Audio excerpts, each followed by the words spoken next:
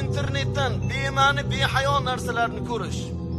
Bir narsalar chiqyapti, falonlar bunaqa debdi desa, o'shanga kommentariy yozgan, o'shanga hayotini sarflagan, dasturxonda ham bola chaqasi, oilasi nima yeyotgani, nima ichayotgani qaramayapti.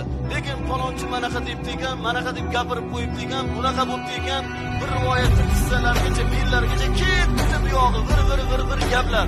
Senga nima foyda bunda? O'zingni umringni, rizqingni, so'zingni, hayotingni isrof qilmayapsanmi? Senga davlat chaqirib bitta ordin taqadimi shu? Seni mukofotlaydimi? Birovning ustidan kulib qo'yapsan, bilib bilmasdan gap gapirib qo'yapsan, uni ustida bo'lmagansan, voqelikda yo'qsan. Mana bu isrof emasmi? Uni o'rniga bir marta subhanalloh desak foydali emasmi? Bir marta Ixlos surasini o'qisak foydali emasmi? Bir marta astag'firulloh va atubu ilayh desak gunohlarimizga kaforat